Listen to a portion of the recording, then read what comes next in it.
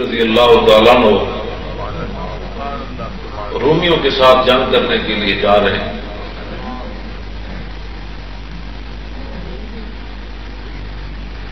راستے میں رومیوں نے پوچھا خالد بن ولید سے کہ جس نبی کے نام پر تم اپنی جانوں تک قربان کر دیتے ہو، نہ تم دریا دیکھتے ہو، نہ پہاڑ دیکھتے ہو، نہ باپ دیکھتے ہو، نہ بھائی دیکھتے ہو، اس نبی کے نام پر تم دنیا میں گھوم رہے ہو، یہ بتاؤ تو صحیح اس نبی کی شان کیا تھی؟ صحابی رسول سے پوچھتے ہیں تاکہ جھگڑے کا کوئی مسئلہ ہی نہ رہے۔ خالد بن ولید رضی اللہ تعالیٰ عنہ نے وہ بھائی چھڑ دے ساری چیزیں، کیا کرتے ہو؟ اتنی ٹھنڈی فضا میں پیاس لگ گئی آپ کو، بات سنیں۔ ایک تو بات یہ ہے کہ یہاں پیسے کسی نے نہیں دینے، میری بات توجہ کے ساتھ آپ سنیں۔ پیسے بڑے جیب بھری ہوئی میری، تھوڑے کو میں پیسے لین نہیں آئے، گل سنو توجہ نہ، خود خدا واسطے بھی کم ہونا چاہیے۔ حضور دی امت نو حضور دی محبت سکھا دو کہ اپنی نسلوں نو بچا لو، من بدعقیدگی کولوں برائی کولوں، تے اے محبت حضور دی محبت سینے چ لے کے قبر چلے جان۔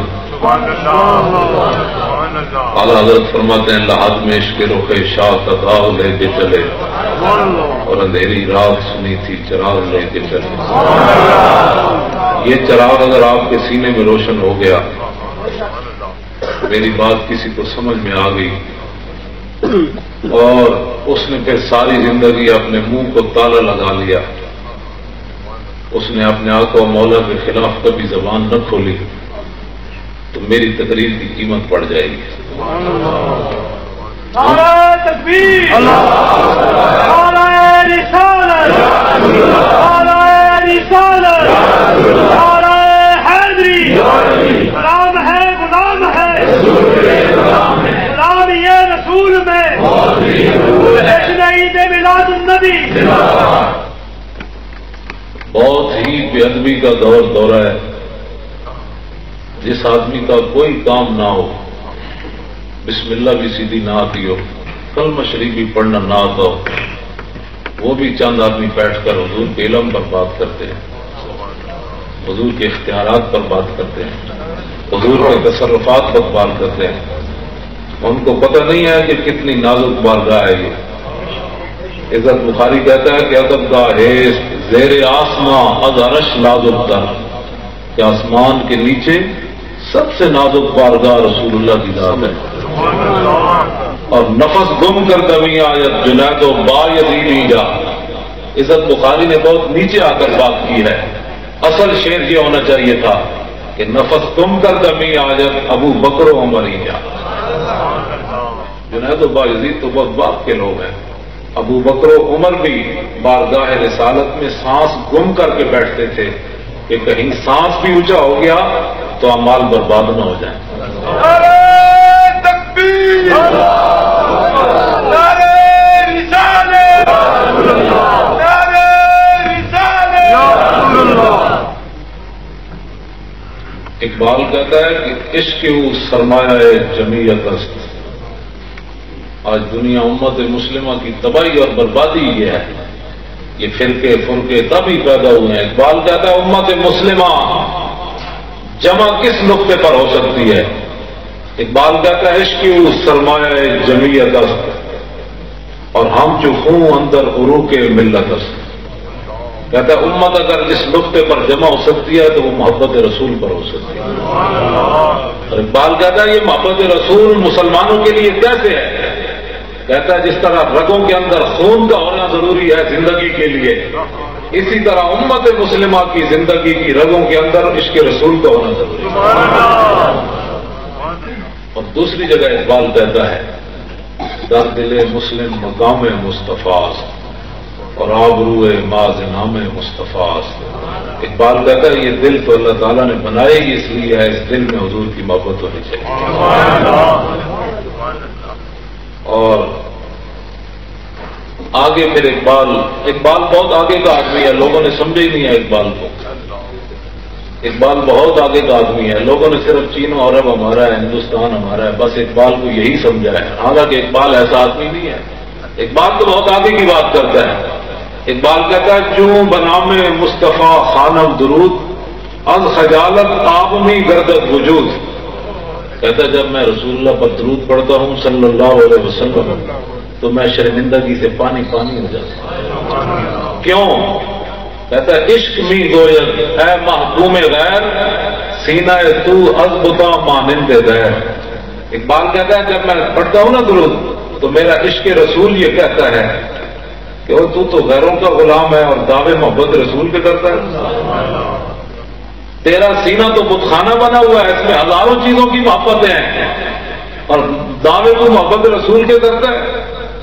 ذرا عشق نبی یا حق قلم کہنے لگا بڑے دعوے نہ کرنا، بڑے بڑے دعوے جی میں نے بڑا عشق رسول ہے تو جب موقع آئے تو تم گھروں ہی نہ نکلے.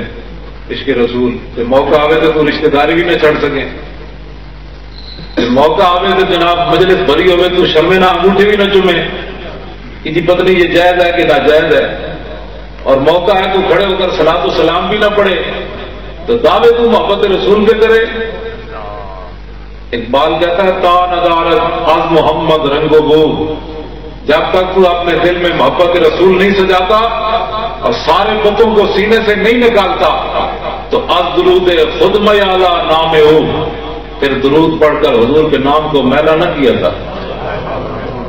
تو حضور سرور عالم نور مجسم صلی اللہ تعالی علیہ وسلم کے بارے میں کافروں نے خالد بن ولید سے سوال کیا کہ نبی کی شان بتاؤ کیا ہے. اب خالد بن ولید نے جو بتا دیا اس کے بعد پھر بات ہی کوئی نہیں رہ جاتی. آپ نے فرمایا یار ہمارے آقا و مولا کی شان کون بیان کر سکتا ہے. اعلیٰ حضرت نے تو یہاں بات قلم ہی توڑ دیا کہ تیرے تو بس عیب تناہی سے ہیں بری. کہ آپ کسی کی خوبیاں بیان کرتے چلے جائیں نا، آدمی آگے آپ سے پوچھے گی اور تو آپ کہیں گی بس. تو اعلیٰ حضرت فرماتے ہیں یا رسول اللہ آپ کے اتنے اوصاف ہیں کہ یہ جملہ آتا ہی نہیں ہے کہ بس یہ جملہ آتا ہی نہیں ہے کہ جناب بس ہے، اس کے آگے ہمارے آقا مولا کی شان نہیں ہے. تیرے تو بس عیب تناہی سے ہیں بری، حیران ہوں میرے شاہ کیا کیا کہوں تجھے. تو حضور سرور عالم صلی اللہ علیہ وسلم کے بارے میں خالد بن ولید نے کہا کہ ہمارے آقا و مولا کے کمالات تو بے مثال ہے. میں تجھے ایک جملہ بتاتا ہوں ہمارے آقا کی شان کیا ہے. آپ نے فرمایا المرسل علی قدر المرسل، فرمایا وہ تو بھیجنے والے کی شان بن کر آئے تھے. وہ تو بھیجنے والے کی شان بن کر آئے تھے. اب اس کے بعد جب وہ بھیجنے والے کی شان تھے تو پھر سورج کا واپس پلٹنا کوئی بات نہیں کیونکہ وہ بھیجنے والے کی شان بن کر آئے تھے. سورج چاند کے 2 ٹکڑے کر دینا یہ کوئی مسئلہ نہیں کیونکہ وہ بھیجنے والے کی شان بن کر آئے تھے. کنکریاں ابو آج تو نبی کے بارے میں غائب نہیں نہ مانتے، تورا پڑھ کے بھی مولانا روم فرماتے ہیں ابو جہل آیا اور کنکریاں ہاتھ میں بند کر کے آیا. وہ کہہ رہا در رسولی چیز در دستم نے ہاں کیوں خبرداری دے راز آسماں. کہا کہ آپ آسمانوں کی باتیں کرتے ہیں ان کا تو ہمیں پتہ نہیں ہے، یہ بتائیں کہ میرے ہاتھ میں کیا ہے. سبحان اللہ. تو اس امت کا فرعون بھی کم از کم یہ اعتقاد ضرور رکھتا تھا کہ جو نبی ہوتا ہے وہ غیب جانتا ہے. اور اس امت کا رئیس المنافقین جس کے بارے میں قرآن کی نصوص قطعیہ نازل ہوئی اس کا بھی یہ اعتقاد تھا. عبداللہ ابن ابی بخاری شریف کے اندر موجود ہے، مشکات شریف کے اندر موجود ہے. اس نے بھی مرنے سے پہلے اپنے بیٹے حضرت عبداللہ مخلص مسلمان اس کو کہا کہ جب میں مر جاؤں نا جا کر حضور کی بارگاہ میں جانا اور میرے کفن کے لیے حضور کی قمیص لانا. عبداللہ ابن ابی یعنی وہ منافقوں کا سردار ہے لیکن پھر بھی اس کا اعتقاد ہے کہ نبی کی شان تو براول برا ہے، نبی کے اختیارات تو براول برا ہے، نبی کے جسم سے جو کپڑا لگا ہے وہ مجھے نفع دے گا. اور کلمہ پڑھ کے جو کہے نبی نے نفع دے گا تو اس سے کم از کم عبداللہ ابن ابی تو آگے کا آدمی ہے. وہ کہتا ہے کہ مجھے نبی کے کپڑے میں کفن دینا ہے اور یہ کلمہ پڑھ کے کہتا ہے نبی نہیں نفرت دیتا، تو پھر یہ دیکھیں یہ کس لائن میں کھڑا ہے، اس کو سوچنا چاہیے۔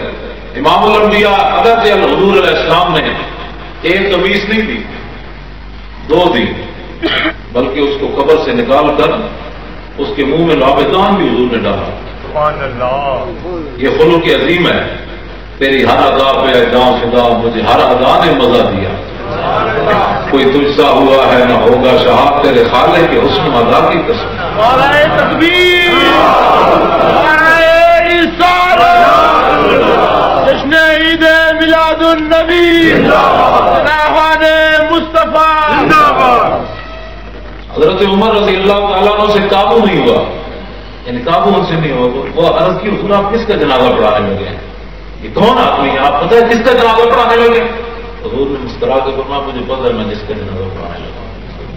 نگاہ عمر، یہ امتی اور نبی کی نگاہ کا فرق ہے۔ حضرت عمر اس کو دیکھ رہے تھے اور میرے آقا و مولا اس کے 1000 ساتھیوں کو دیکھ رہے تھے۔